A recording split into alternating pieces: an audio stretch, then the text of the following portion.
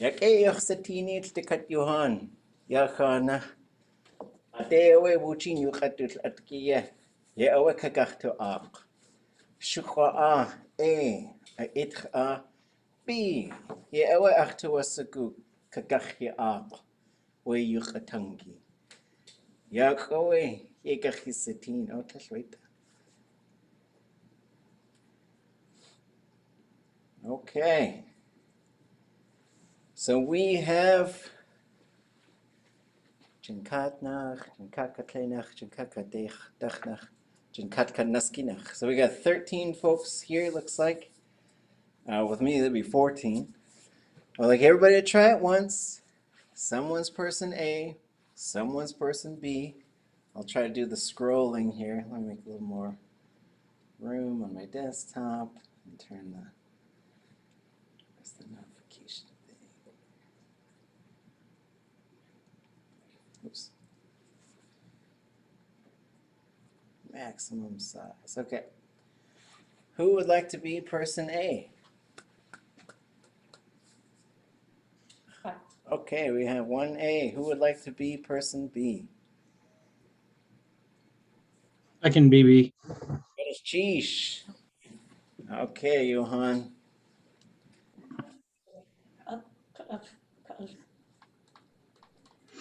Nehu. Do so. And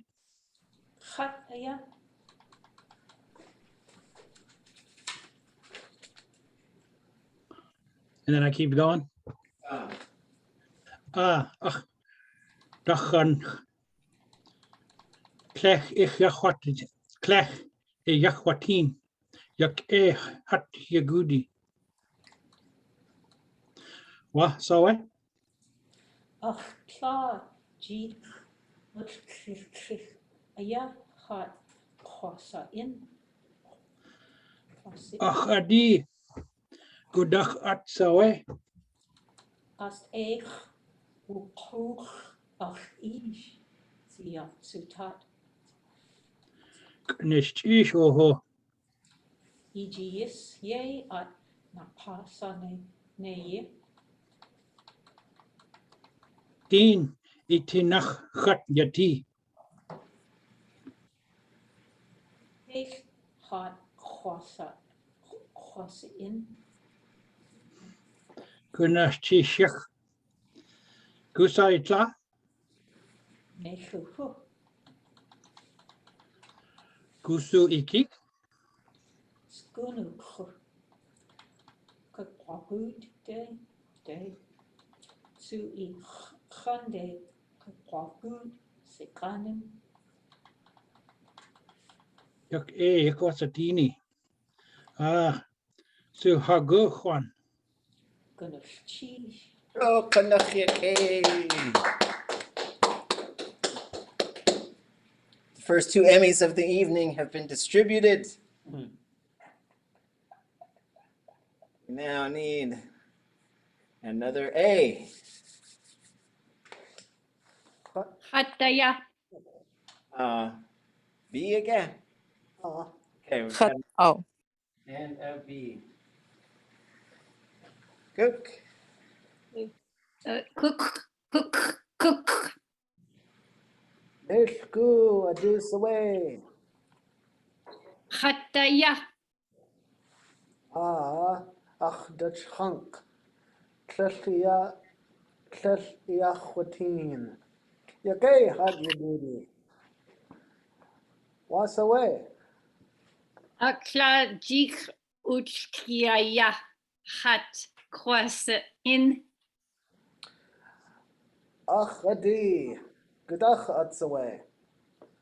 Astig hukuch ak ish. Siyak tu utat. Gunners cheese ho. Ejisi ye at nakasaneye. Heen itinach chat yati. He hak kwasa in. Gunners cheese. Gusuit la. Nehu hu. Gusui kik. Skunu hu. Kakwakut de.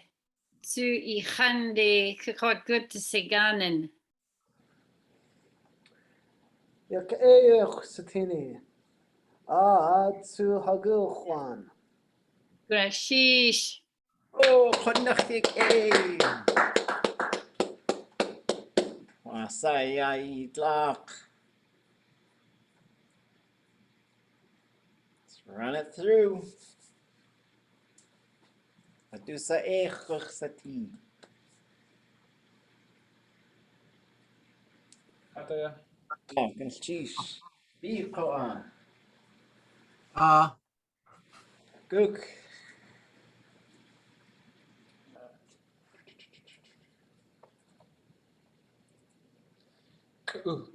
Ku. Nilgu. Adusawe. Hataya. Ach just chunk. Clay Iachra was it a wakatin. Yake hat Woogoodi. Wasawe.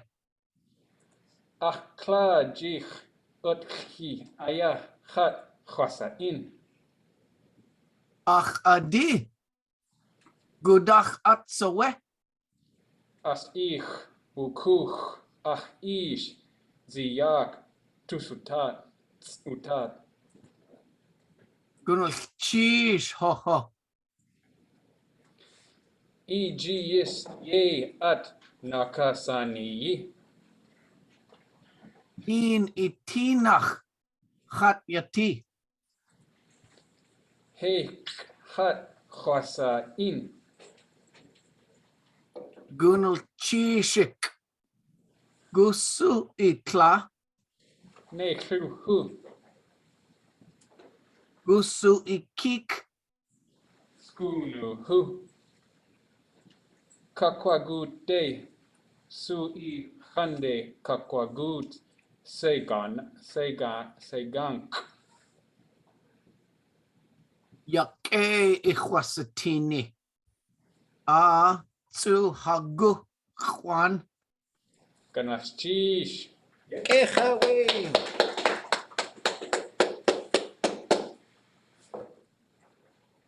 Nailed it. Chonachtik A. Okay.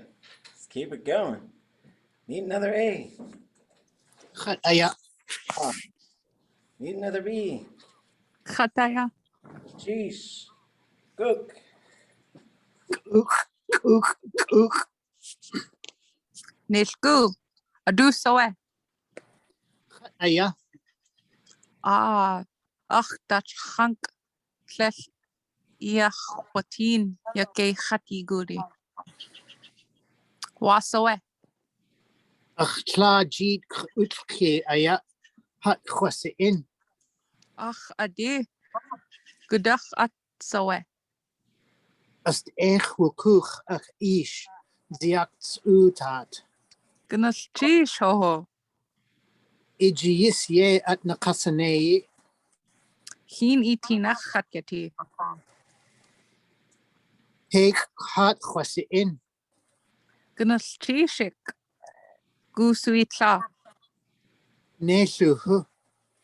Gusu ikik. Skunu hu. Khwagut day. Su I khandek khwagut seganen.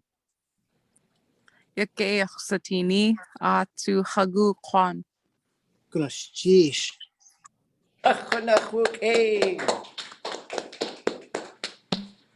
Woohoo. Better cast the next movie right now. Okay. Okay. Everybody gets a turn. We need a new. Hataya. I don't know who else is left. Who's Still need B? to go. Oh. Wait. Someone online? Haskatine. Gook.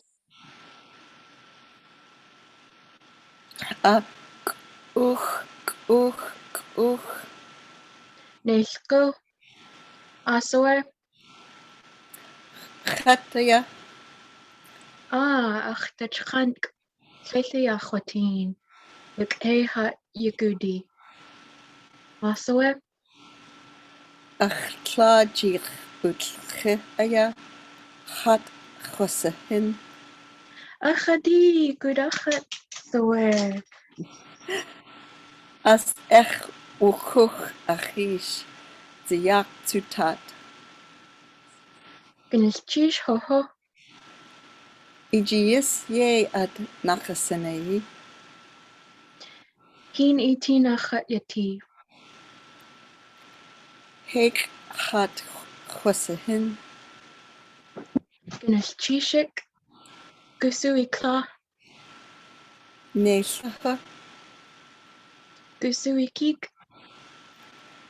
Skunaha. Oh, kwagude. Tu echande. Kwagud sekanin. Yuk echsatini. Tsuhagu kwan. Gynnes cheese.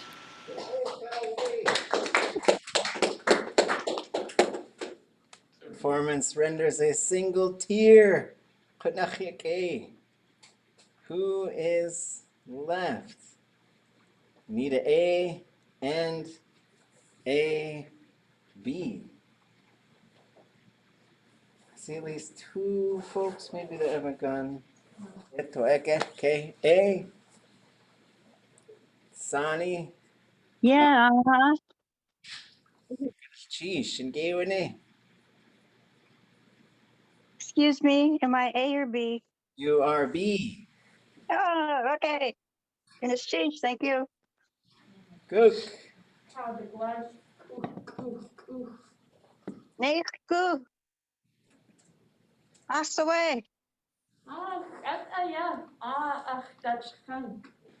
Do I? Dutch hunt. Clay. Iach was watin. Yake hat Woogoodi. Oh, once away.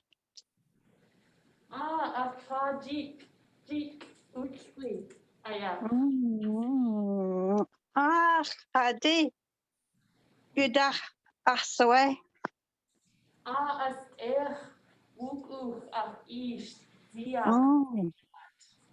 Goodness change. Ho ho.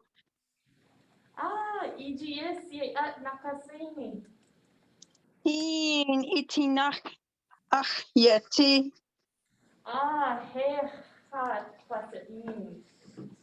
Goodness cheese. Goodness cheese. Gusu ikla.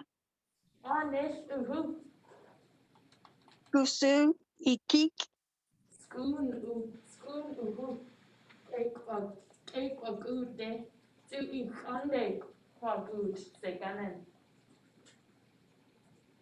Yake ikwasatini.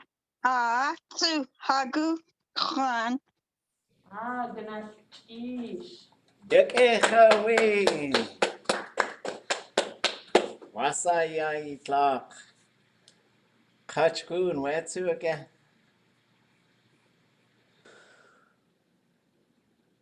Washkiwe. Is that everybody? Everybody went? Do we have to switch or? Oh, everybody just went once. We'll do a different one next time. Any thoughts, questions? Onay, Ah,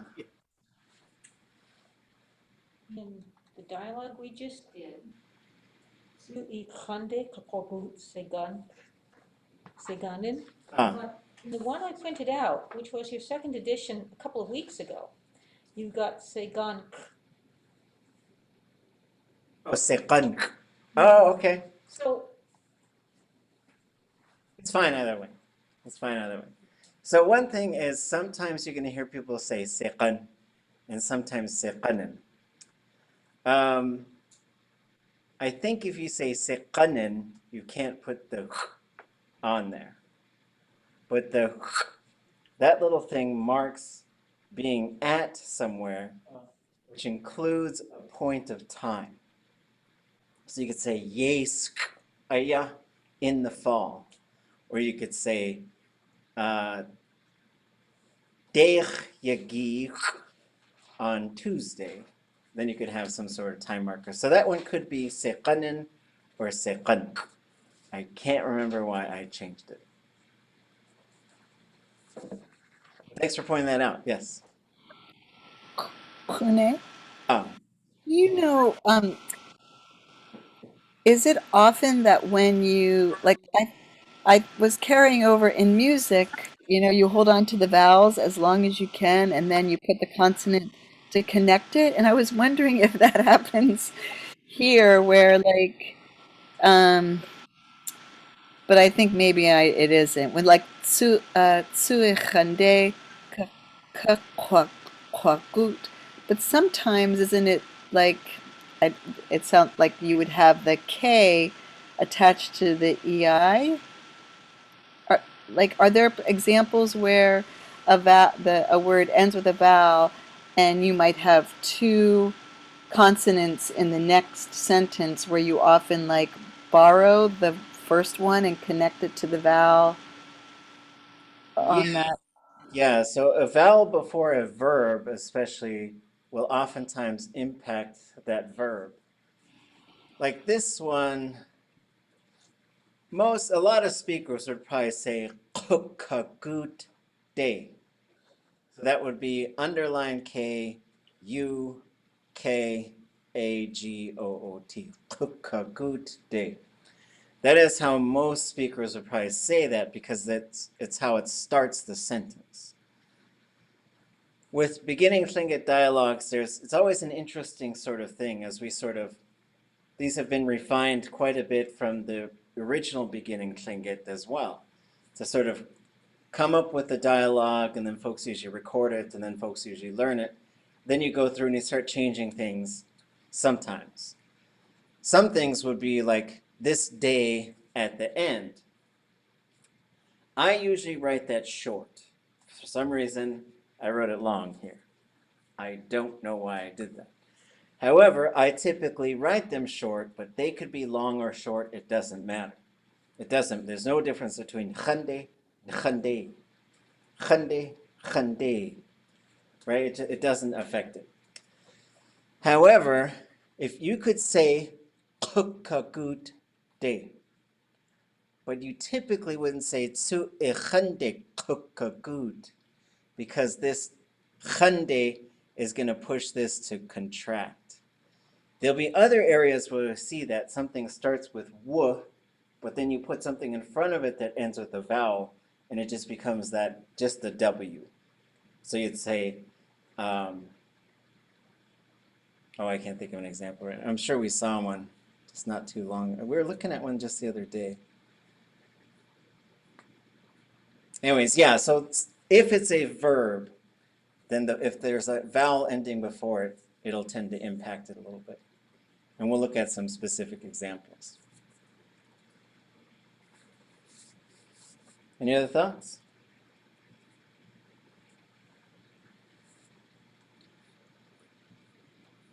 So we're going to go through, and we did these kinship terms. So the other thing you could say is you could take any of these kinship terms and turn them into a question. So you could say, Itla akwe, is that your mother? Iish akwe, is that your father? Then we have some other ones. So if you are a female, your older sister, we'll use the first person pronoun for this. You'll say, Achshatch. Achshatch. Younger, achkik. Achkik. A brother, achik. Achik. For a male, they would have an older brother, achunch. Achunch. Younger brother, achkik. Achkik. And a sister, achtlak. Achtlak. As you start to use these, you also have to look at the person and kind of remember. So if I'm talking to my son, gusu itlak. If I'm talking to my daughter, gusu ik. If I'm talking to, I could say gusu ishat. Right? And then if you only have one, there might not be a hunch. But in the whole clan, there certainly would be, right? So like any shukach addi person that's in my age group, I gotta figure out who's older, right? And if you're both the same moiety, become really close friends, oftentimes people will start using these sibling terms. That's how Geesh referred to Nora Dauenhauer. Oh, ach shatch, yakeach satini, different clan. Both crow, raven side though. Same with I had a really good friend and he just decided to try it out. So he's like, gonna cheese cake. So I said, how old are you though? He was younger than me. So I said, you're the keek. Go make the coffee. Hune, could you go over putting numbers with these? So if you wanted to say, nasknak keek. Yeah, so if you want to say, if you're a female, I have 2 older sisters. You do not need to use jiwu, right? You don't have to do that in Lingi. You do in English. That's how you usually say it, right? I have 2 brothers, I have 3 kids, whatever. What I would recommend is dach nach away ach shat. So when you count, so if we count 5, kleik, dech, nusk, dachun, kejin. But if you're counting people, kleinach, dachnach, nuskinach, dachuninach, kejininach, then you just say aweh, my kinship term. So that's what you do. So you could say nuskinach aweh achdok. However, all of these ones, does anybody know how to say my mother's?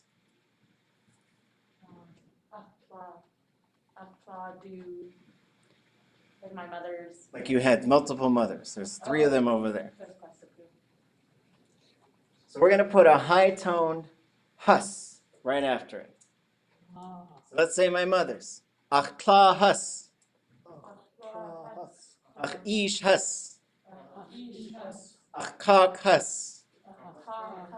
Ach klak hus. Ach sunny hus. Ach art hus. Ach shishko hus. Ach shat hus.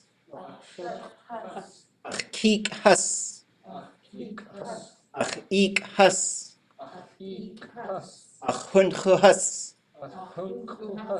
Ach keek hus. Ach klak hus. I would probably recommend dach nach away ach hunchu hus. That's probably how I'd take care. Because then you got to pluralize. Like I would say naski nach away ach yetki. So I would pluralize the kinship term as well. And saying, yeah, you might have a narrative, There's my mother, but then something happened and I was raised by another mother and it's just your clock. Good question.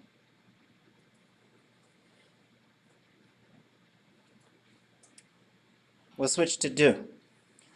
Do yeti. Do yeti. Do yetki. Do yetki. Yeti is the only one that has a possessive marker on it. All the others don't. And we know it does, you're going to learn this, because you pluralize it with a common noun pluralizer. That same sound we just did for like sekon. It's a homonym, it's a different thing. Just same with, you could say it's the cat's meow, and look at those cats. Same suffix, it's not a problem. Shinget has the same thing. Look at those cats' meows. I don't know how you pluralize that stuff. You see. You seek. So we did this little X thing. Now this K, we saw it in Kinship. This is a little thing, it does multiple things. It makes things cute, or it makes them little, right? Or it makes them just endeared to you. In some places, like Teslin, if you said do see, they would think their doll. But if you said do seek, that's how they would know it was daughter. On the coast, you could say do see, and they would mostly think daughter. Right? And so it's interesting, some of these words have multiple meanings. Do yeet. Eat. Do yeet. Eat. Okay, so that would also be seek hus, yeet hus. Dutchhan. Dutchhan. So there are only a couple of kinship terms that take yun instead of hus. Y-A-N, high-toned A. This is one of them. And this one also, I guess I should put the plural forms in. Those are under like learn them later, I guess. It takes one of these. So for plural, you're going to say, let's say, my grandchildren. Ach, dachchankiyan. Ach, dachchankiyan. Keshk. Keshk. Kashk. Kashk. So there's a little bit of confusion sometimes with these ones. And I think there's two reasons why. One is because there's no gender associated. Niece, nephew, same word in Lingi. It doesn't matter if they're a little boy or little girl. What does matter, same moiety, opposite moiety. That's the thing that matters. So if you are a wolf clan, eagle clan, all those little eagles would be your keshk. Male, female, does not matter. All those little crows, all those little ravens would be kashk. However, historically, people typically married into their opposite clan. So that means your sister's kids would be keshk. Your brother's kids would be kashk. So just sort of trying to keep that stuff straight. And it doesn't always work that way these days. I totally know that. There's nothing wrong with it. But that's the confusion, I think, that comes from these terms. A lot of people would get confused, like, I think keshk is a female and kashk is a male. No, it's same or opposite. Okay, the husband. Duchuch. Duchuch. Wife. Dushat. Dushat.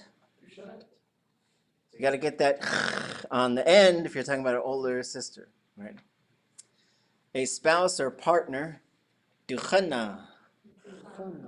Duchana. Mother-in-law. Duchan. Duchan. Father-in-law. Duwoo. Duwoo. Any questions about those kinship terms?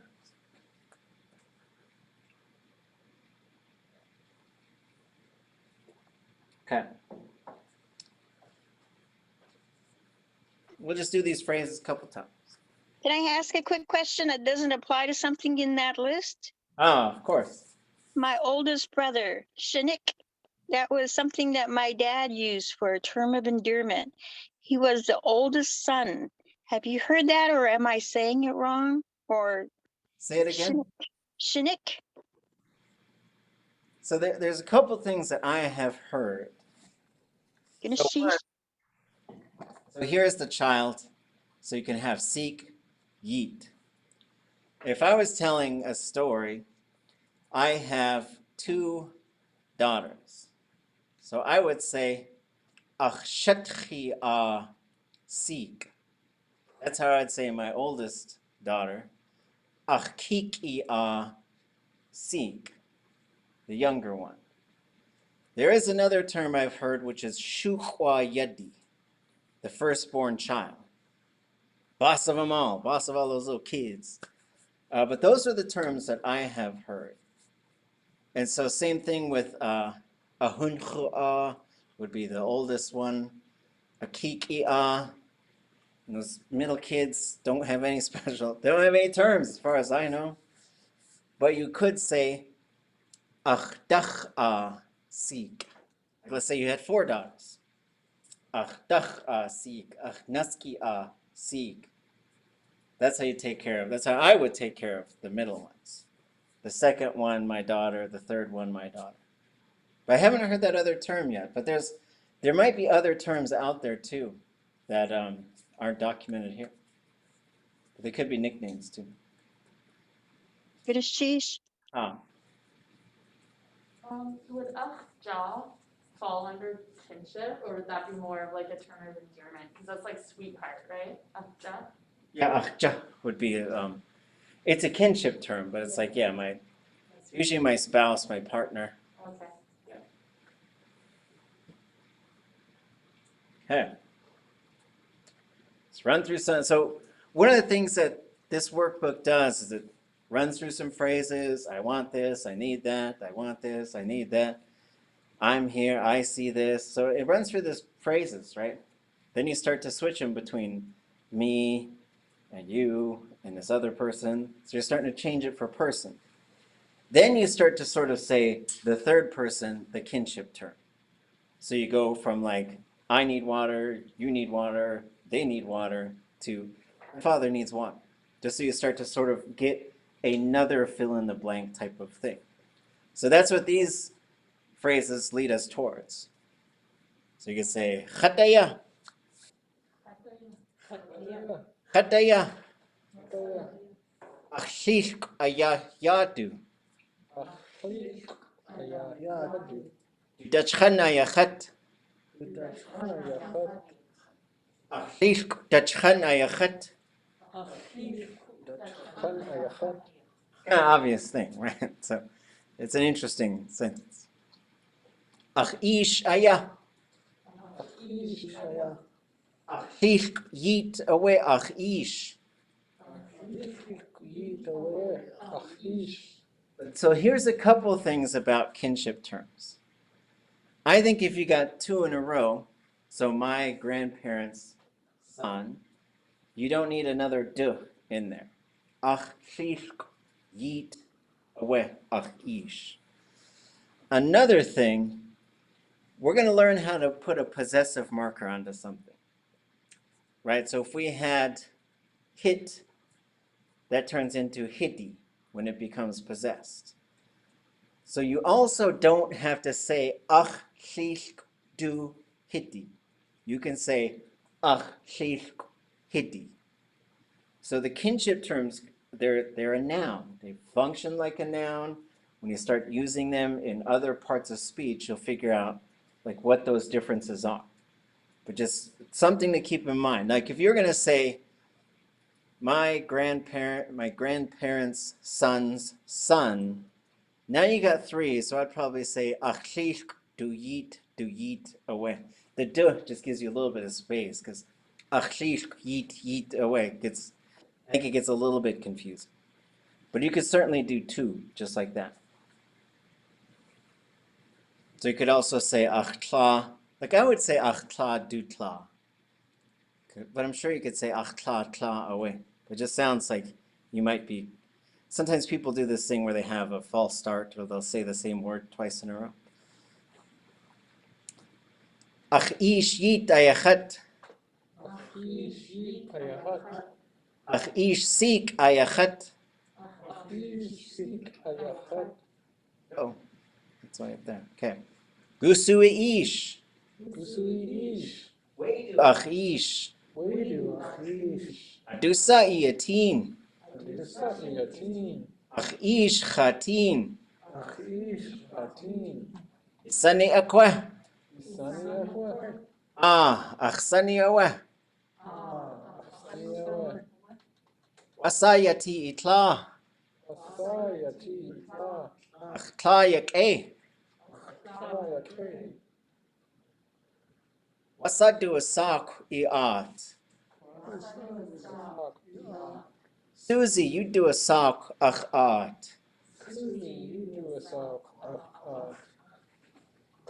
Do we know when it's you do a sock and when it's Yéil do a sock? Like, Anybody know?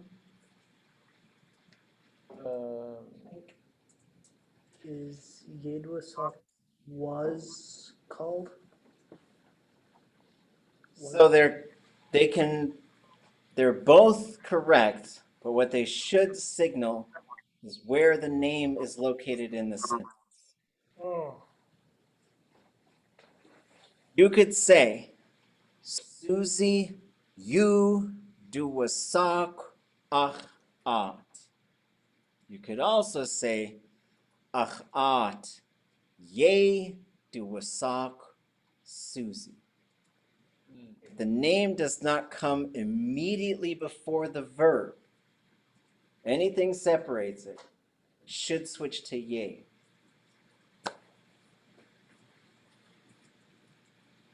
But I do think that's something that I think a lot of learners heard it, and so they'd just sort of switch back and forth, or they'd pick the one that they heard in their particular area, even though people might have been switching back and forth. Na sawe ish.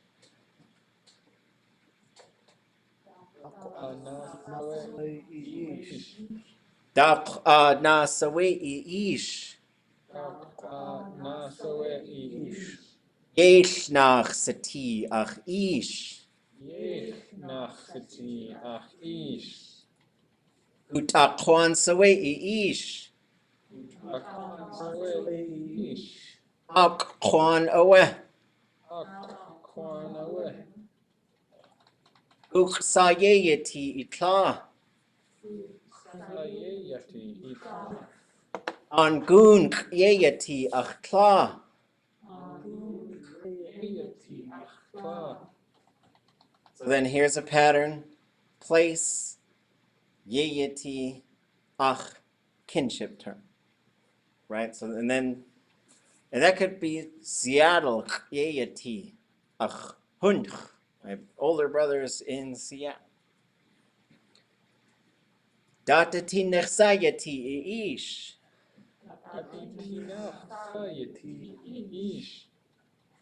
So we saw, like etinech yeti, to put that into a question, the etinach goes in between the da and the sa. Because something's there, that changes the da to dot. But this is still a what question. Una etinech yati ach ish.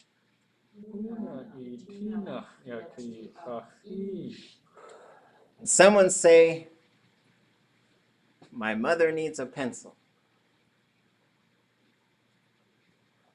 Kuhina itina yati achtla. Geesh. My little sibling needs, my younger sibling, same gender, needs shoes.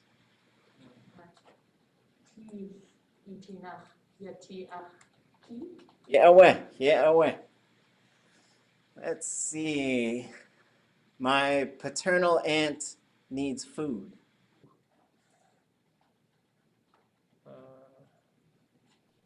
Atchai itinach yati achat. Yeah, away. And just remember, when we make our predictions, be bold with your predictions. Because if it was at the end, you wouldn't want to go atcha atinecheti ach at. Now it's turned it to a higher tone, right?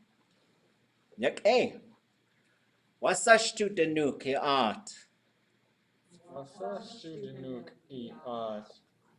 Atuwu yanik. Atuwu yanik. So another example there is a lot of people would say ach at du tuwu yanik. It's not wrong, but you're putting an extra word in there, and you kind of don't really need it.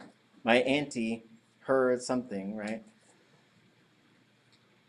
Ishishk age yanik. Achishk shetuch yanik.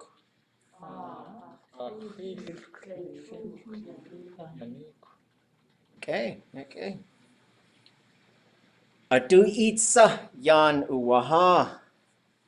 Adu itsa yan uaha. Ach ish eat yan uwaha. Ish eat yan uaha. So same thing. Adu eat sa. Just start to remember these patterns. When does something go in between the question marker and the sa? Right? Adu eat sa. You could say adu eat sakuaha. Whose turn is it?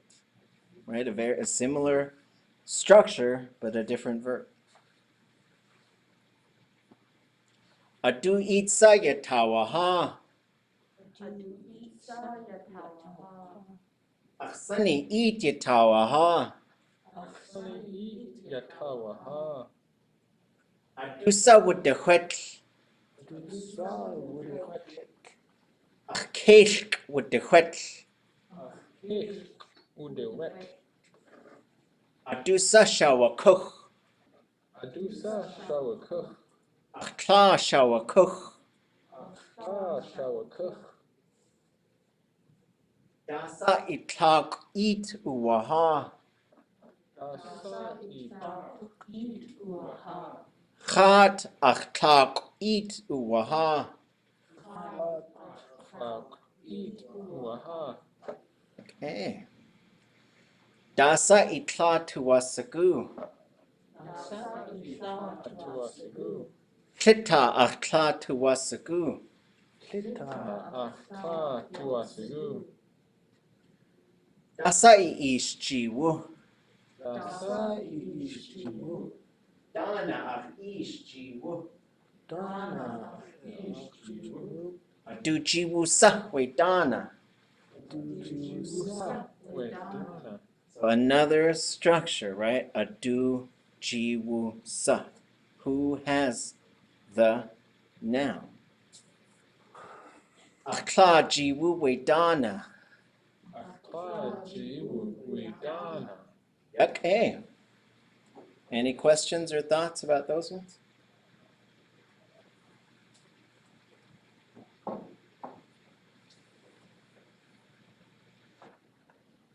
So these are terms that you can use directly speaking to the person. So you don't need the on there. In English, you do the same thing. It's just sometimes done with tone, like my mom and mom, right? Like talking directly to them. So directly to a daughter. Sik, yitk, keshk, kashk, chunk, aklay, akli. Those are all wonderful greetings. Like if you see that person, chunk, yak satini. That's how you say hi. Okay. Yak So that's the chapter on kinship. And so it's there. There's also some charts, I think, towards the end. Let me see. I guess we could do the vocabulary. We'll do them each once. It's for good practice. Kot, kosh, zisk, sisk, atkachaku, kashuk, gweish. So now we have, this is a kinship chart. A couple things that I would point out is it was explained to us that Dakanuhu would be your mother's father's people. And it would be their clan. That clan would be your Dakanuhu. Let's see. Then I made this thing, it's just kind of fun. You can sort of follow a flow chart to see how somebody's related to. This is how I think it works. Some people would probably disagree with me, but just sort of like, so here I am. The first thing is, does my namesake have a previous relationship to that person? So if someone's name is Skandu, and Skandu had a child named Khone, then the next generations from now, Khone meets a Skandu, could call that person Geesh. That carries over. So sometimes those name relationships carry over. And it could change. It could change a lot. So for example, one of my teachers was Shkateh. And when she met when she met my firstborn child, she was happy to see her.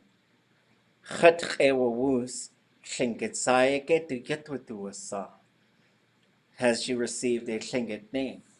Like just achedach ayakasechja, yeawechwasa, teshnach sati atchoa. I said, no, I call her Kasechja, but it's not, she wasn't named that by like a clan. Daax nachsa sati choa is Sikh. What clan is your daughter? Ach Sikh awe daklawe dichsati. Hasawe do yade haskakwasa. She's going to be daklawedi. They're going to give her a name. Shkate awe yechat yausaka. Dach a daklawedi sai. Achet haswasa. Ach tuasagu achsai do yade haskakwasa. Kukwasai. She said, I have 2 daklawedi names.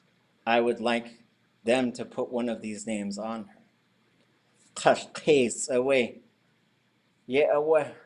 Sheet kak e khatputin. An gun ko a tle na khadaklawedi wuna. Hasto at u ay sheet kak e wuti. As khat e wuz. Trasa ke kwati ha ide ke khidishi. Ha at u away sheet kak hatu wasaku. Ha de dakini ha at u tin.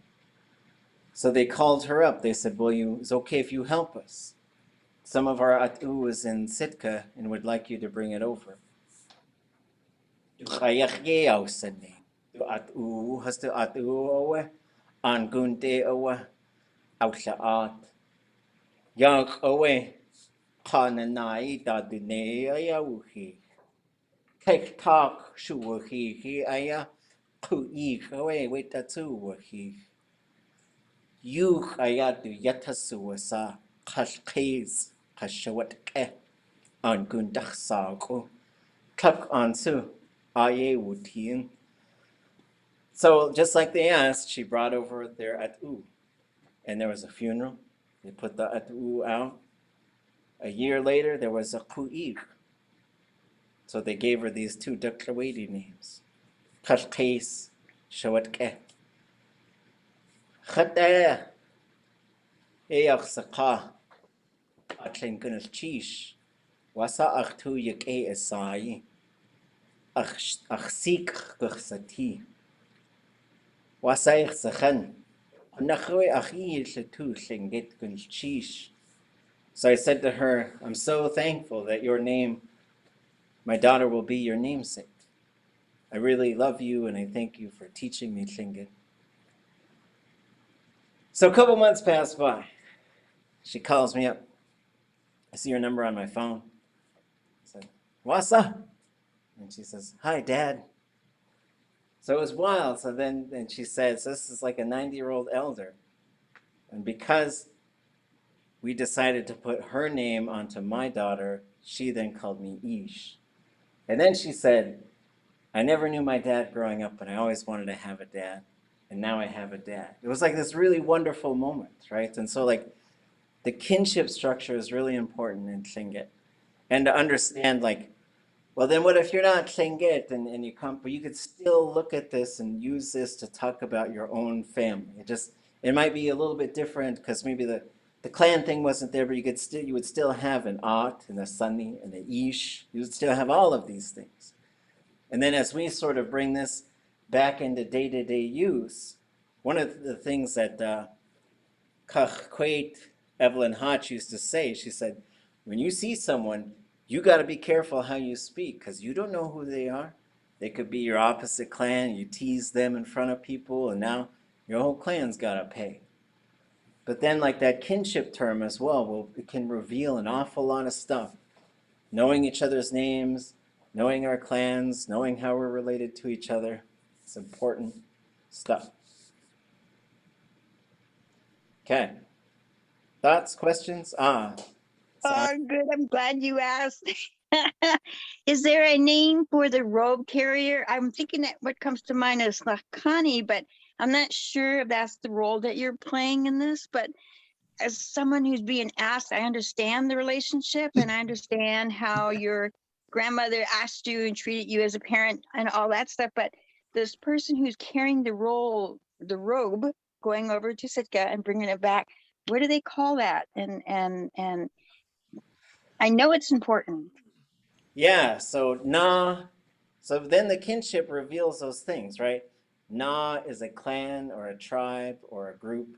Kani is an in-law. Na Kani, the in-law to the clan.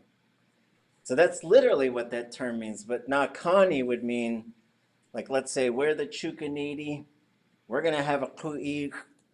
We got to go find a raven who's going to run the ku'ik for us. We hire them as the Nakani. So Nakani works with the clan and sends out all the invitations. That means you got to call all these people. Long time ago, we had to go all over these villages, let everybody know. And then when the ku'ik starts, you're the one who runs everything.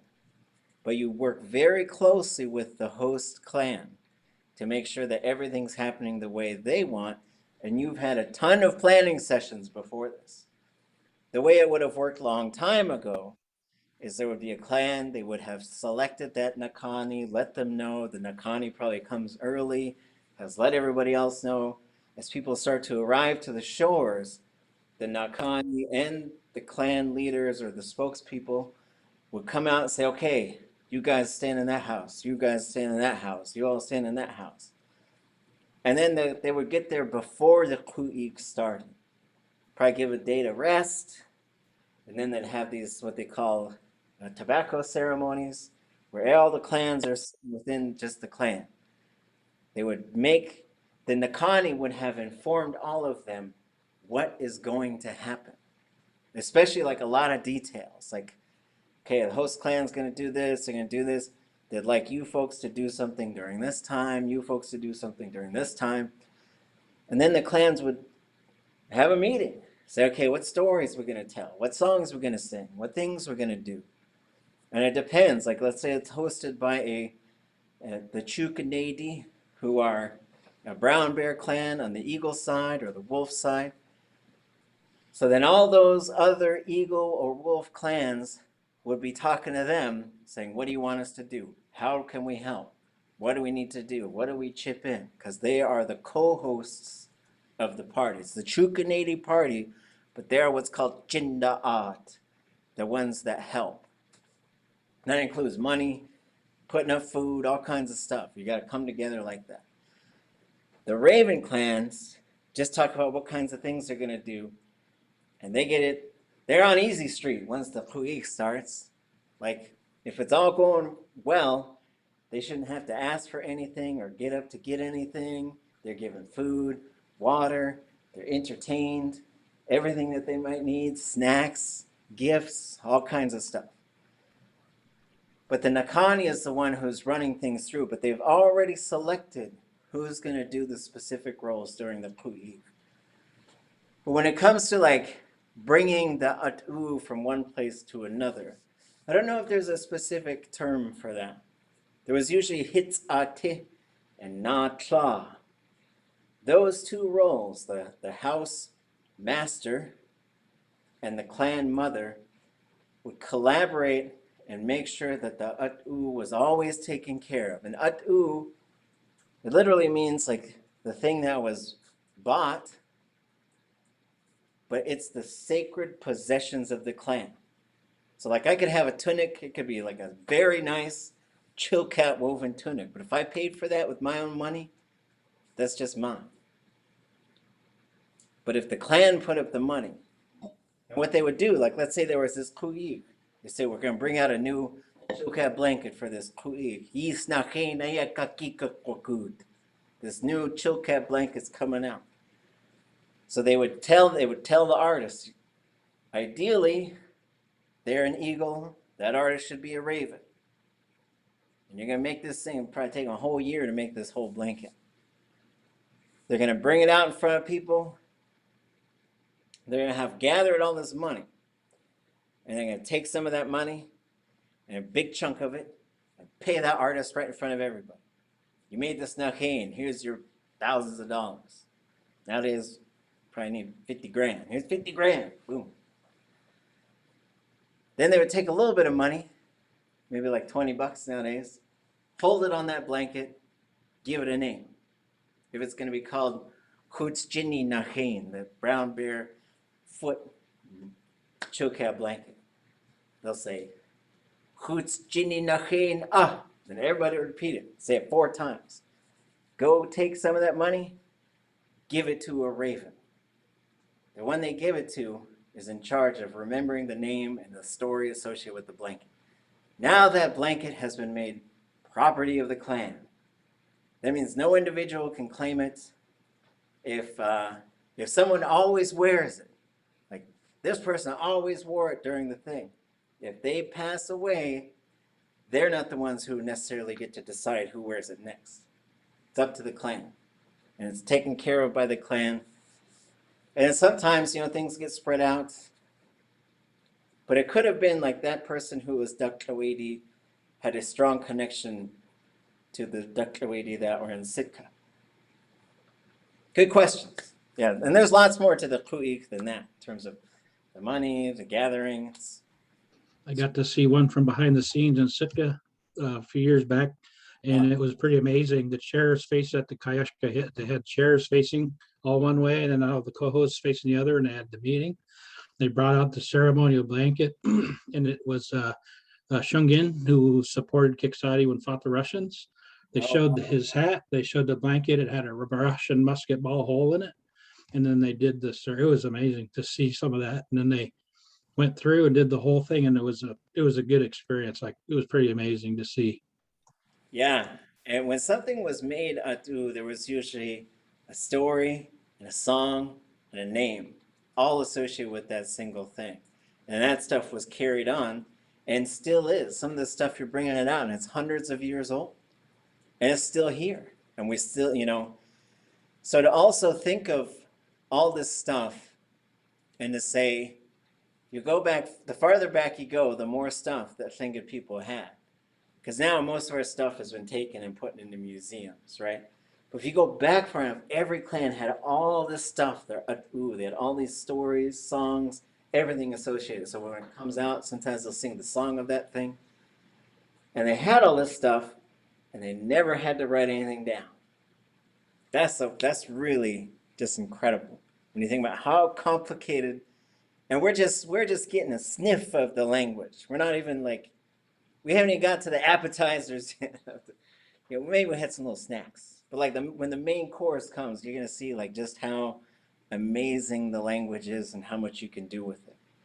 And we'll get a taste of that with Cascade, with Chukansha, Susie James, maybe after our break. Any other thoughts on any of the stuff that we were talking about?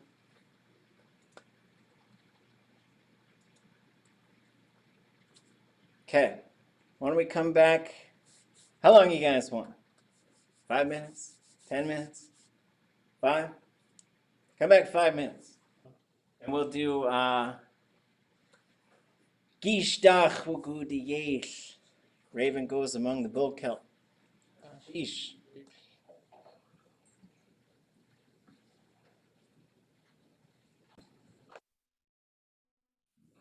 Okay, so I said we'd do Geesh, Daax, Woogoodi, Yéil. I think what I'd like to do with this is play you the recording. We'll scroll through it on the screen. It goes pretty fast. It's a 10-page story, and she does it in 4 minutes. I will put the recording up for you folks if you want to check it out. Just a little ear warning. I think it was maybe one of those reel-to-reel recorders with the kind of metal gooseneck microphone. And I think somebody moved it at the end, so it's pretty loud. You'll hear this little loud kind of scrapey noise right towards the end of the recording. So just keep that in mind in case you got headphones on or anything. She also had a little dog, but the dog doesn't bark.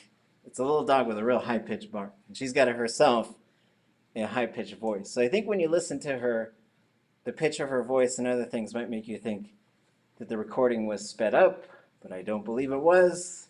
She was just a very fast talker, and she also uses very complex Tlingit. When she's done, I'll say something about this story in Tlingit, just referring to this story, to a couple other versions, and then we'll just sort of open it up from there. And then when we move on from Geesh, Daax, Woogoodi, Yéil, and with these stories, we look at them, then we set them aside, and then we might sort of move on. Feel free to continue to reread them, to listen to the speakers, to look for things, and bring it back to class. Say, hey, what is this thing? What's this part that she's doing? You know, we can always continue to learn from the masters. Like, these are some of the greatest speakers that maybe have ever lived. Kaski is her Tlingit name, Susie James. She's Chukan Shah, which is a female of the Chukanadi clan. Hunakawu, the people of Huna, or Huna, as some people say these days. Geesh is bull kelp. Daax is going around it. Woogoodi is the one who walked. And Yéil is raven. We usually translate this as raven goes down along the bull kelp. It's not necessarily built into the grammar, but you see it in many versions of the story. He was trying to walk down using the bull kelp to the bottom of the ocean. Recorded in the late 1960s by Chad Mary Palayo, Kechne, Nora Marks, Dowen Howard did the vast majority of the transcription and the translation, and then I did some work on it, and so did Cheshi Will Geiger, just taking a look at it and trying to make some notes of things and listening really close to see if we are hearing something any different than what was there. And this is pulled out of one of a whole series of stories. I think it's about 90 minutes long, and I think it's about 15 stories that she tells. And it's pretty amazing. One time where I did a class, and we just listened to the whole thing. And it's pretty funny, too, because, like, I think it's about the 40-minute mark or something. You just hear this guy open the door, and he's like, you ready to go yet? Yeah. And it's like, get off of Shakespeare's stage! Yeah, so, but who knows what was going on with the recording. So, amazing. It's what we call Yéil Kutlak, a raven cycle. So Yéil Shkashnik would be a single raven story. Yéil Kutlak would be telling them in a row. And every storyteller has their own order of which ones they go in. I think it's Raven and his uncle, Raven makes the illusions, Raven and fire, Raven and water, Raven and the fish box or the fish house. Then I think it might be Raven and the tide. And then Raven and the box of daylight. And then there's some other ones that are in there. Raven hosts a potlatch, Raven and his nose, Raven and the blueberries, Raven tricks his brother, Raven in the ghost house. So it kind of depends on the speaker, how many they tell. Okay. So buckle your seatbelts. Goes pretty fast. Here we go.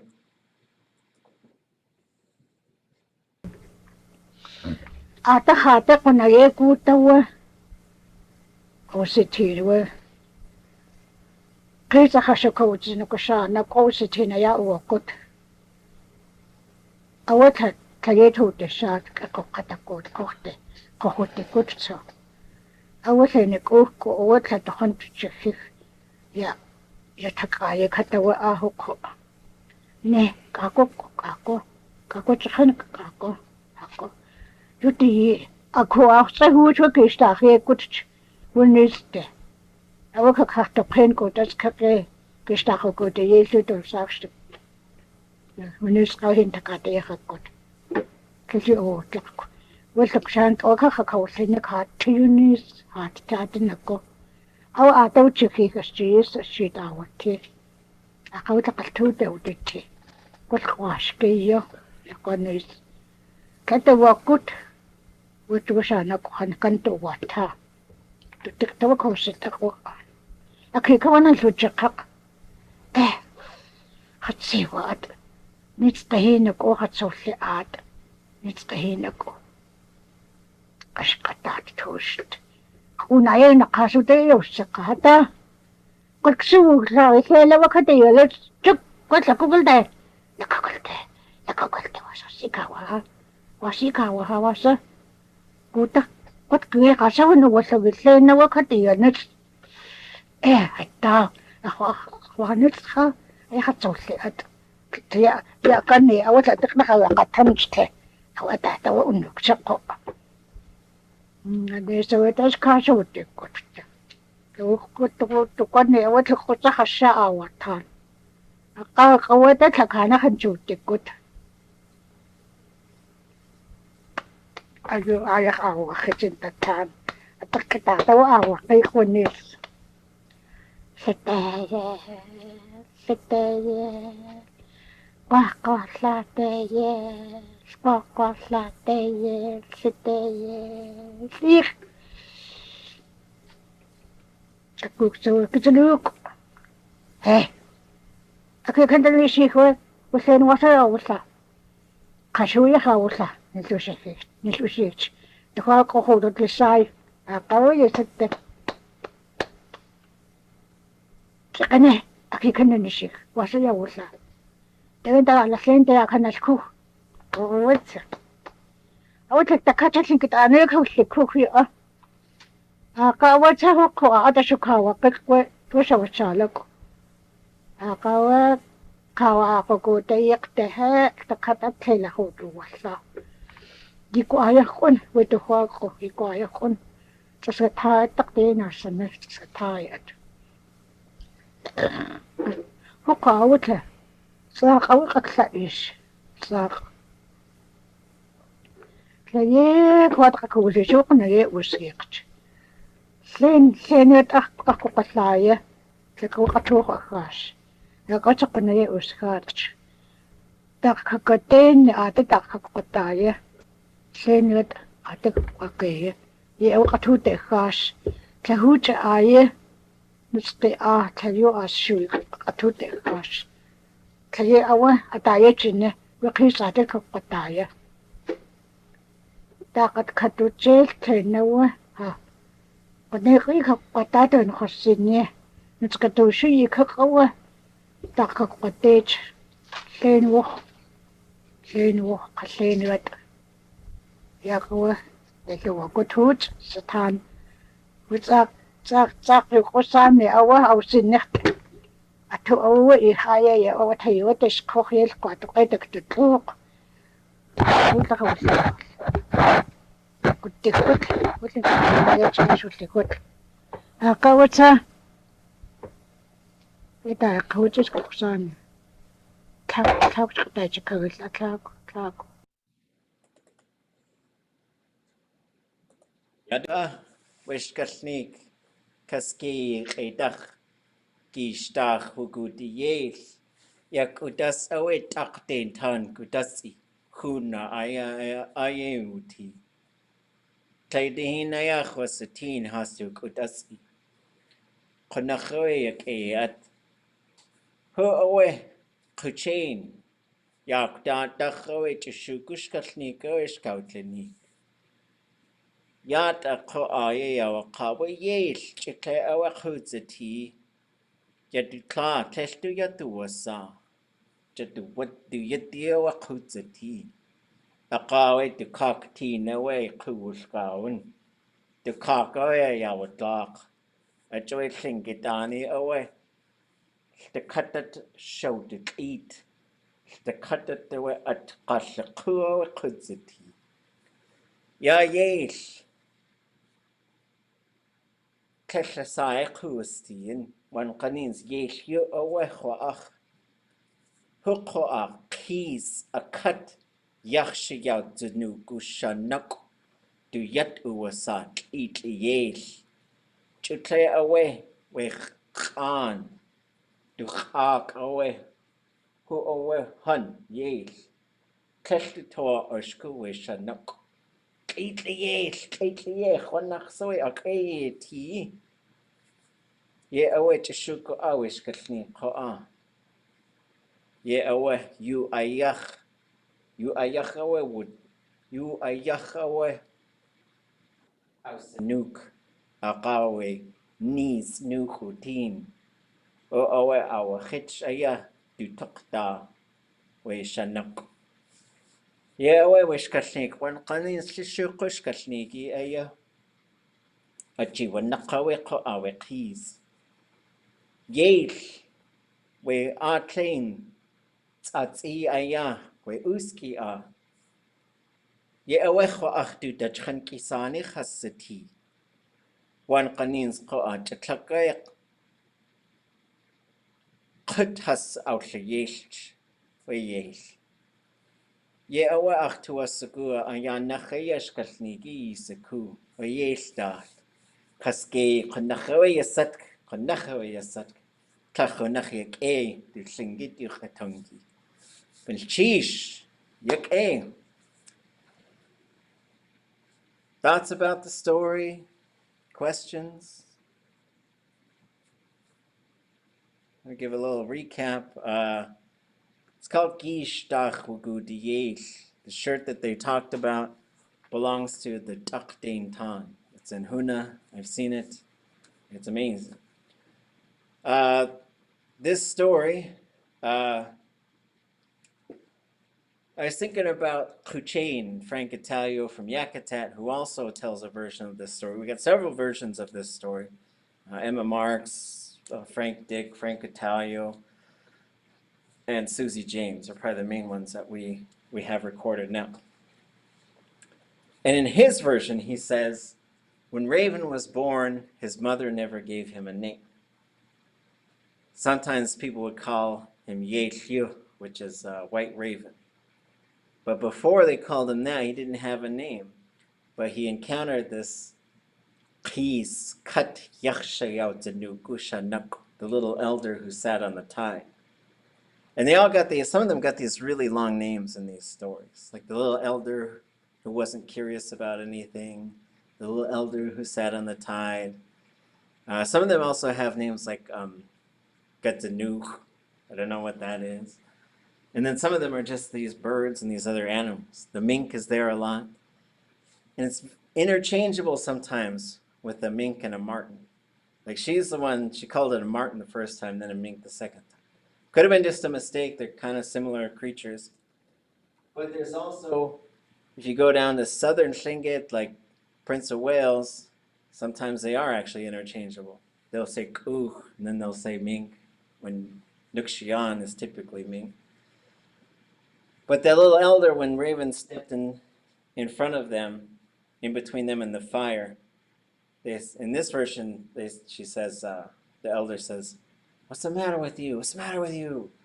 But in Frank Italio's version, that's where his name comes from, and he laughs about it a lot.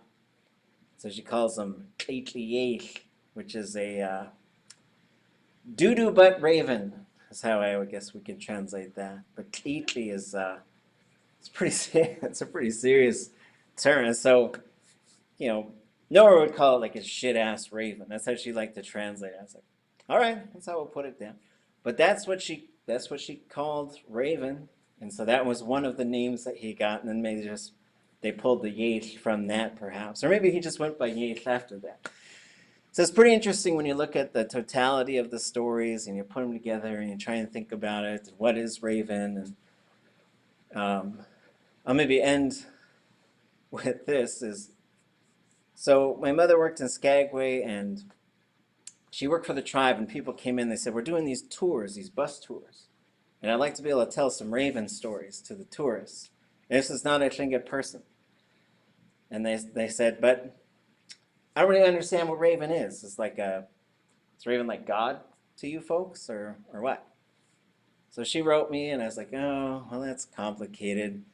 No, we got a word for the creator, which is Hashagina. But we prayed to Raven, and Raven made the world and made people and made all these things available for us. But is also a trickster and is usually kind of thinking of himself and getting into trouble and stealing things and beating people up, killing people sometimes. So it's a trickster. It's a trickster character. It's kind of hard to describe. So she did her best when the bus driver came back and explained that.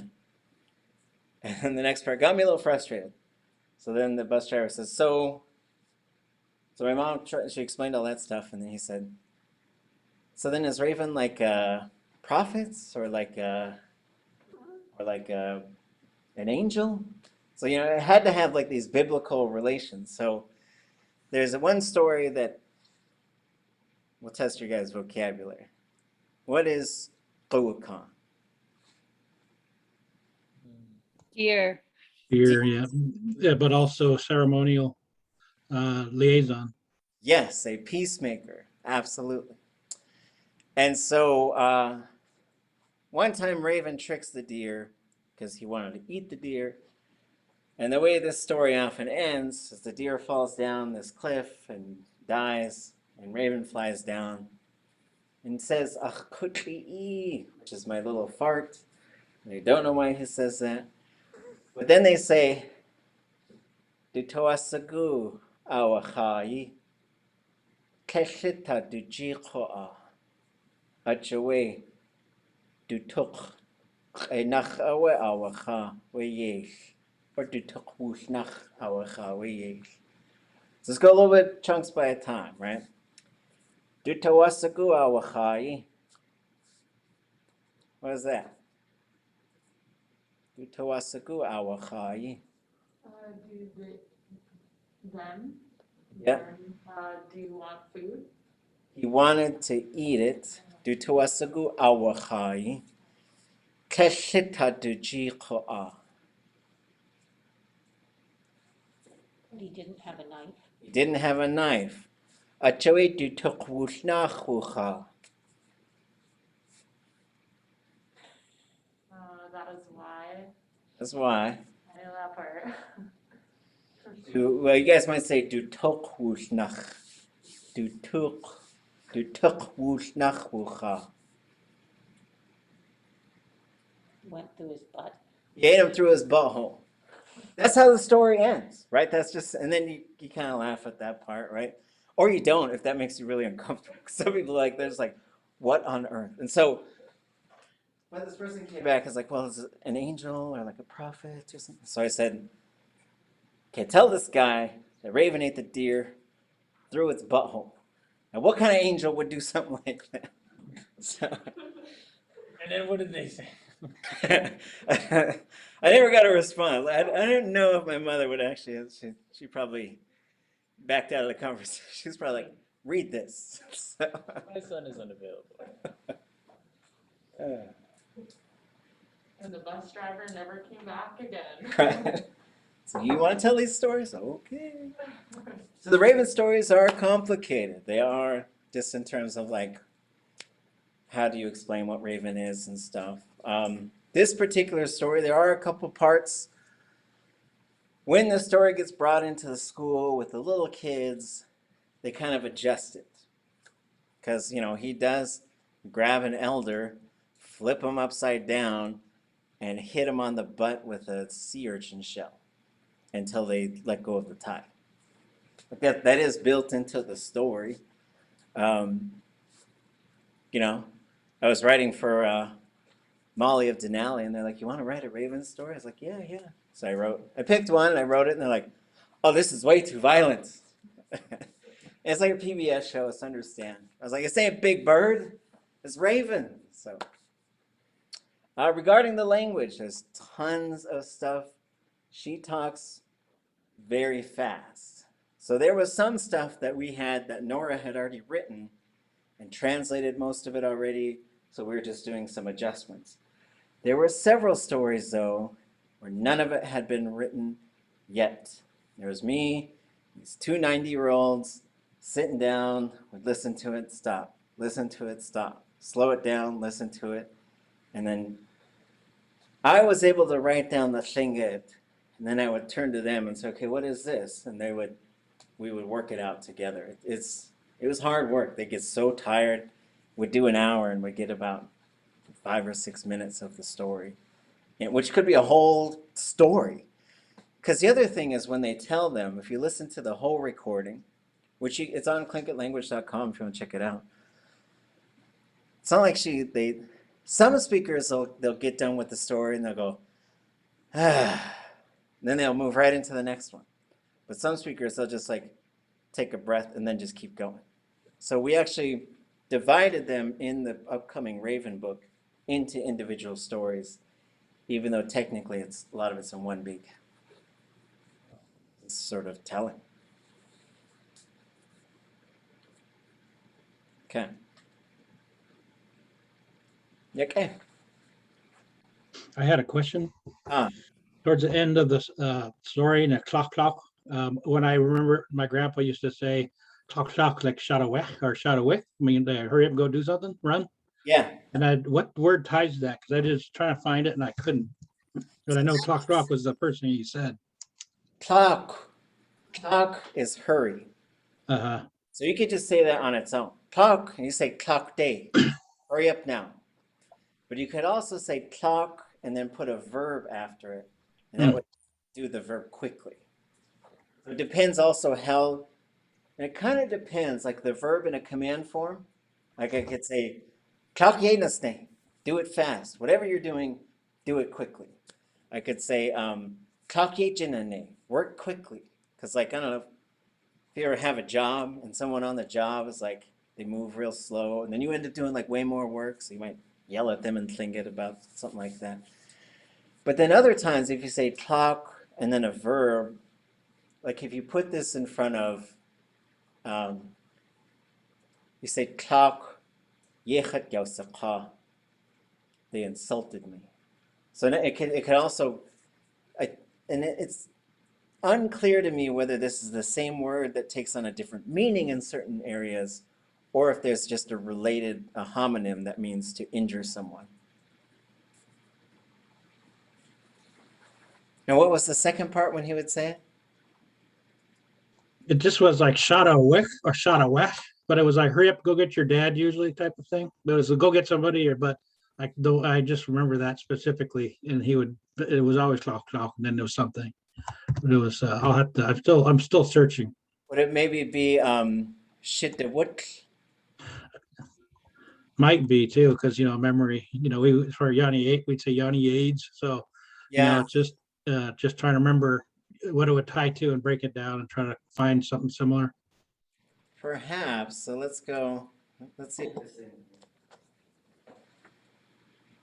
So looking in the verb database, we'll go down to woot, which is maybe what it could be. I don't know my alphabet, so I'm just going to go around. So, sha it the woot is hurry yourself up. So that it could be that, and if sometimes when people say things really fast too, they could kind of blend together, because this is technically sha it the woot, which is hurry yourself up. So it could be something like that, where it's not because you could put clock in front of it, but you say clock shit the woot. Hurry up, hurry yourself up. Yeah, that seems proper. Like hurry up right now. Like you had a task and you knew what it was. Mm-hmm. However, I believe it's the same verb for adawut, which means trouble or chaos or war. So I do believe it's also, even though we tell people to hurry up, I do think it's like a underlying philosophy that if everything goes fast, you're going to get chaos and war. But a related one, just based on some phrase work I was doing with George and Marge, there's another verb, chiyak. I use this one with my kids a lot. So I'd say,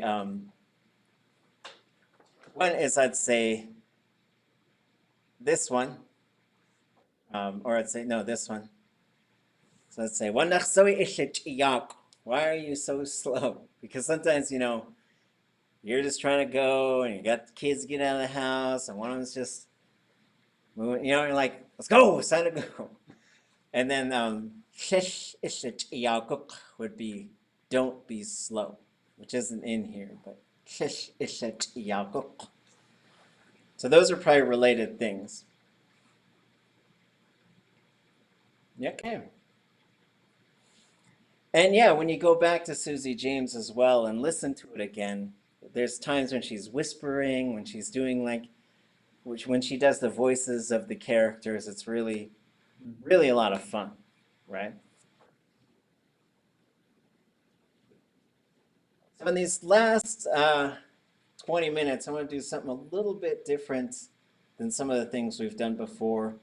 And I want to start an overview of, verbal structure in Tlingit. How to start putting verbs together, how to start, the basics of shifting things within a verb. So Ida, Heather Burge, and I put this together when we were teaching up in Teslin. We're just trying to envision like how to start teaching the verbs. So these are little blocks, and they say shayech, which is a command for build it, construct it. So as you move from sort of repetition, repetition, repetition to construction, we're going to start putting some things in your brain in terms of Tlingit grammar. So a starting point for me is a Tlingit verb is made up of two main things. There could certainly be more than this, but there's going to be a prefix and a stem. So that's what we call these things, the prefix and the stem. The prefix is going to contain most of the stuff. There's information. A word we call transitivity. All that's saying is there an object? Is there a subject? Only one or the other, or both? Object, subject, both, neither. Those are your kind of four options. You can have an object and a subject. That's what we call a transitive verb. You can have only an object. We call it object intransitive. Only a subject, subject intransitive. Neither impersonal. And it's important to know that stuff because then you know which things you can change. If there's no subject in there, you can't add one. If there's no object, you can't add it. If there is a subject or object, you can't really take them out. So you can't forget that they are there. There's this stuff we call a thematic prefix, which is really a noun on a verb. You could put a noun, you could put a finger in a verb, you could put a hand, you could put a head. You could just put that right into the verb. All kinds of stuff. Conjugation. This is where the verb starts to move. Future, perfective, prohibitive, command. That stuff's usually going to take place in the spot where we call it the conjugation spot. That's where the w is going to pop up and the guggy and all this other stuff. Then you're going to have the classifier. The classifier usually, it's a category thing, and it also signals whether or not the verb has happened. There's a couple other things, but we'll start with just those two things. In the stem, you have the verb root, which has the meaning. Teen is to see. Seen is strong or valuable. Chan is stinky. It's usually chan. Then you're going to have what we call the stem variation. What that is talking about is what is the vowel? Short and high, long and low, long and high. Those are your three options. Any questions about that? Kune, could you go over one more time thematic? Because I see that coming up. I'm still not quite sure what that means. Sorry. These are nouns that get put into a verb, like ka, the surface of something, or on something. Ya, the face of something. Shawakuch, My head has been emptied of the water. That's how you say I'm thirsty. Khat shawa kuk. The head is built in there. You can say, you can say tukhata'a, sitting on their butthole. Sorry, it's in another Raven story. That katain tukhata'a. It's really sitting on his, and it's built into the verb. You can just put those things. You can put body parts and other things right into a verb. Another one, like you say, you katungi. Can't see it, but a mouth. You tutungi. Thoughts. So the first one is speech because it's a mouth. Second one is thoughts because it's inside. So the thematic, and same with j, it's a hand. So once you put that on there, it's going to alter the meaning, right? We might go from doing something to work. That's what the thematic is, yeah. Any other thoughts or questions? It tends to be pretty abstract, and then we start to look at examples, and we'll start doing them kind of one thing at a time.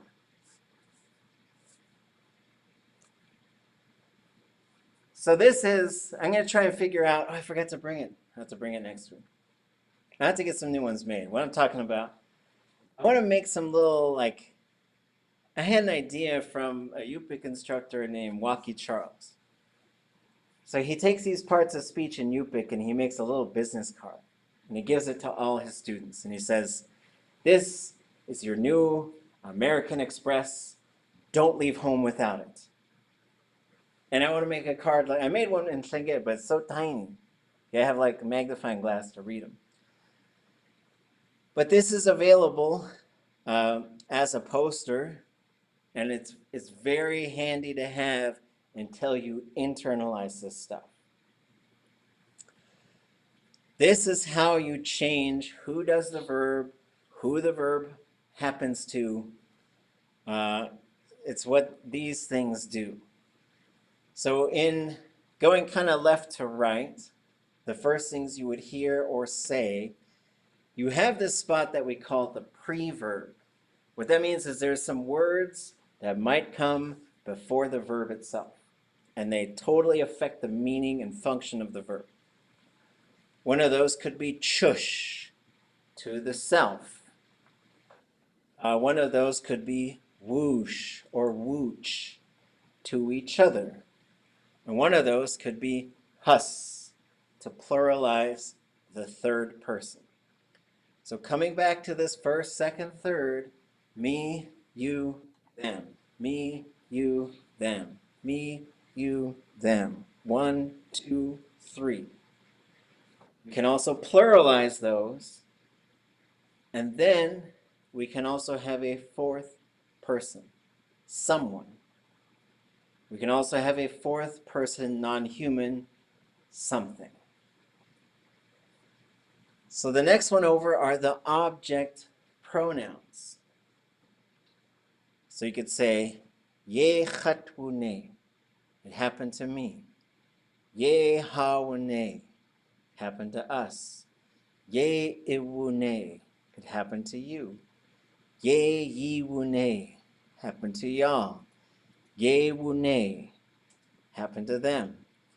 Ye kuwune, it happened to people. Ye atwune, something happened. You can have shwudzene. I did it to myself. Ye shwudzene. So we'll start sort of looking at some examples. The state verbs really work well with these, which is interesting because in English you would say, I am good, we are good, you are good, y'all are good, they are good. The Tlingit grammar would technically go, me good, us good, you good, y'all good, them good. So it uses object pronouns in some places where English would use subject pronouns. This is the difference between I and me, they and them, who and whom.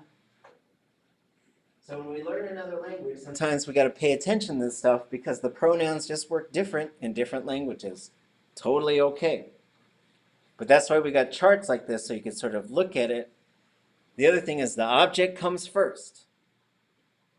So you could say, Chat isachan. You love me. But it's technically me, you love. Ich sachan.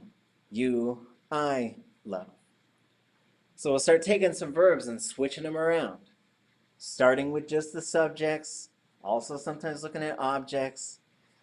The other thing, for example, if you said, he loves her, if you gave names, Jimmy loves Susie, the pronouns in English go away. In Tlingit, they do not. You could say Jimmy, her, he loves Susie.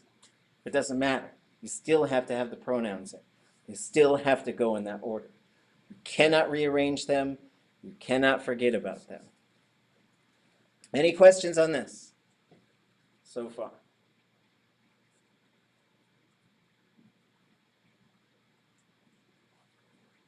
It would be nice to have printed out. You said there's a version like you could put because it would be good to see when we're like creating stories and stuff to have this. Yeah, so I'll put a version up there that you folks can print out. I've got like a little handbook that we made also in, I think we finished that when we got to Whitehorse. It's called the Tlingit Reference Guide. I've got like a box of them. If you folks online want one, let me know. Give me an address and I'll try and get it to you. I'm not good at mailing stuff, but I can probably give it to someone who'll mail it for me. I bet you I could do that. And then I still like standing in lines. There's a machine there.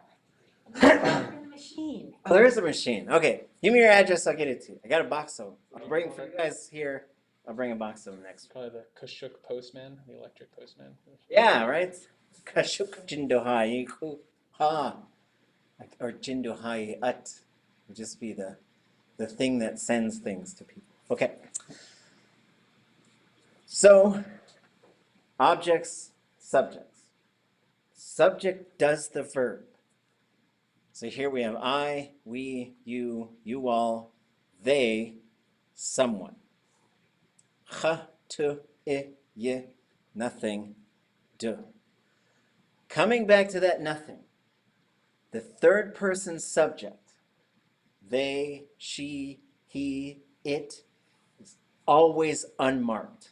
You never put anything there to say they did it.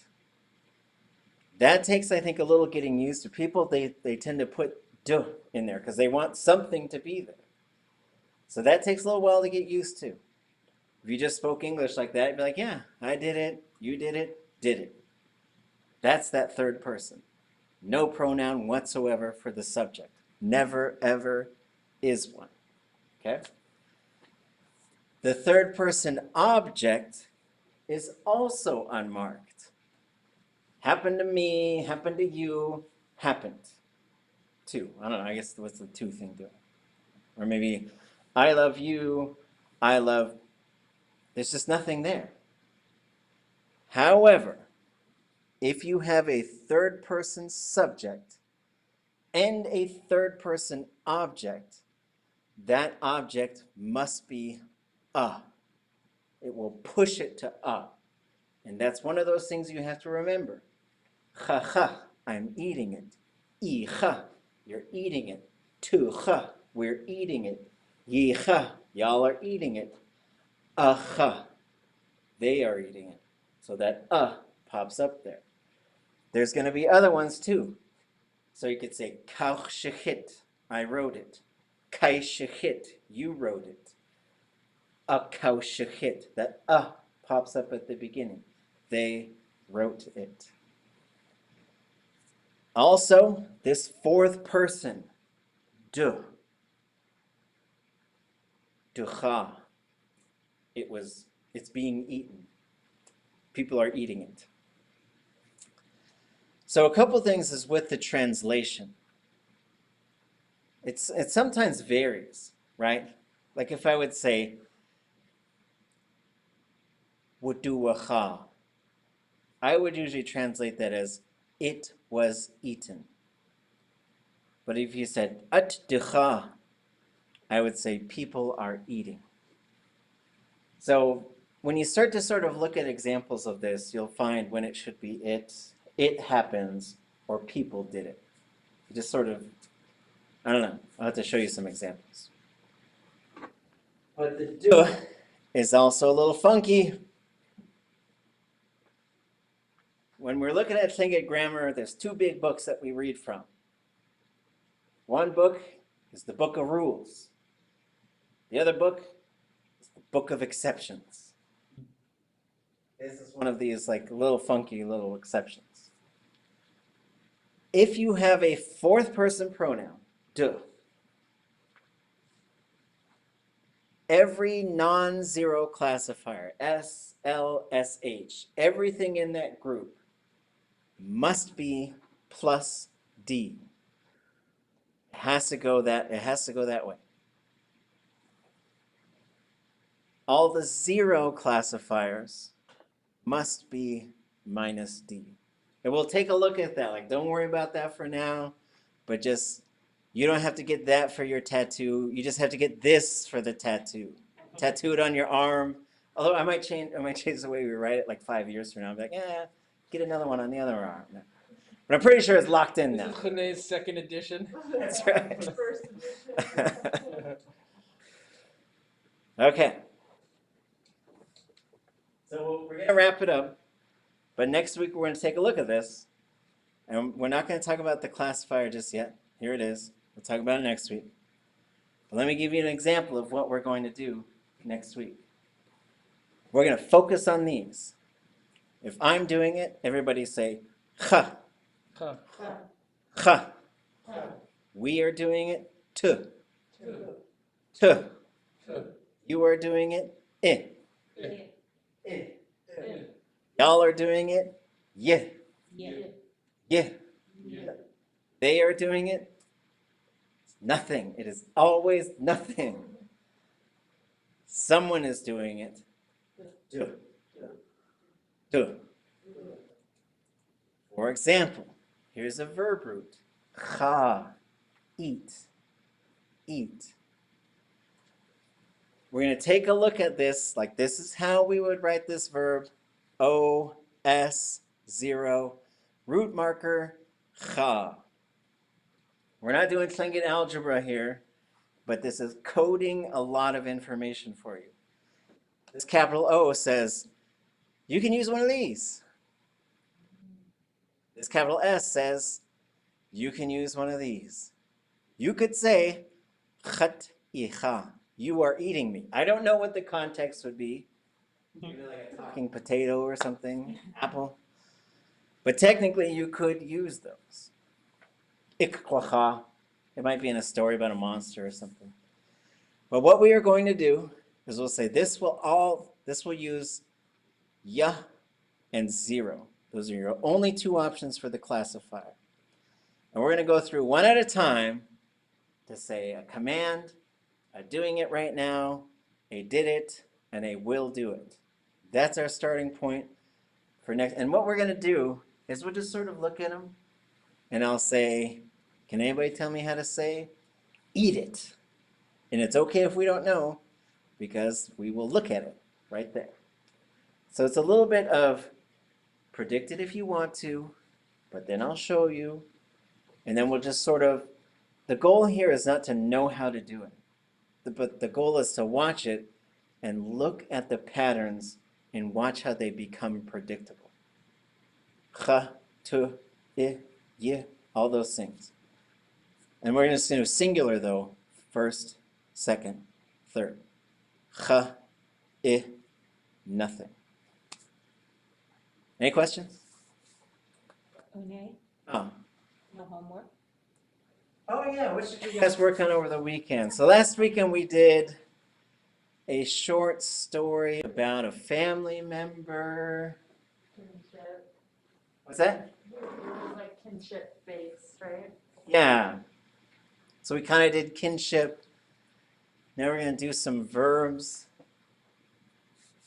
How about put together about 10 sentences about preparing and eating some food. Okay. Preparing and eating some food. If you need any help, just send me a message. Happy to help. They don't have to be the most. Don't go for the super complicated stuff. If you can't figure out how to say I opened a can of tomatoes, just say something else. I'm really happy I learned how to say ate it out of its butt, because that was going to be my question.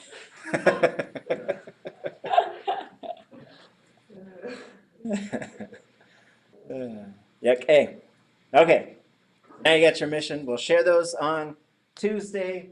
We'll pick this back up. Geesh, Daax, Woogoodi, Yéil is already up. I'll put the audio up for that. I'll put this whole slideshow up so you can look ahead if you want to. But I would say focus on creating this sort. And if you want to do more than 10, do more than 10. Preparing and eating some food. Then we'll have a class cookbook. Good name. If we send you sentences, would you like them in the form of a spreadsheet like the one you returned to me, where the English was down the middle, my bad attempt was down the left side, and there's a big box on the right for you to hopeful correct my space. mistakes? Yeah, it doesn't matter. Like if you folks send me sentences, I'll usually put it into basically a Word document and a table with 3 sections. And the 3 sections will be what you wrote, what the translation is, I don't know what order they're going, what the translation is, and what my suggestions are. So yeah, that'd be great. So maybe what I'll do is I'll put a little template up that you folks can use. It'll be in Word or Pages. I use Pages because my Word expired. Uh-oh. I don't want to give them anything else. Right there with you. I think I can get it somehow, huh? Same boat. If you bring your laptop to IT, they'll give you Word for free here. Okay, I'll go do that. I'll go get the yuchatunk. Did we ever? I can't remember. I know we were. Did you? I haven't checked the Clinky language site this week, but did you put a place for us to put our sentences, or to share it with the class? Oh yeah, I didn't do that. I guess, yeah. Let me think about that over the weekend. So next week I'll introduce a spot where we can just warehouse all of our sentences. Because there's, about close to 20 of us, and then hopefully by the end of the semester, we'll all have written like 100 sentences. So that's actually, there's, Yeah, I'd love to just. how many? 2,000, I don't do math. I don't math well. 2 billion sentences. 2000. 2,000, okay. So, someone had something like, it was funny because there was something like, the California recall costs $200-something million. There's 47 million people in California. You could have given everybody $1 million. I was like, wait, what? It's like the math really did not work. But yeah, and feel free to take, if you ever want to take things that you're also working on and show them to us as well, feel free to do that. That way we're sticking to the theme, but if you have other stuff that you want to work on too, I'm always happy to have us work on that. Okay, gonna cheese you, Han. Ukecha. Rashish. Cheese. Dogden. Get that dog then.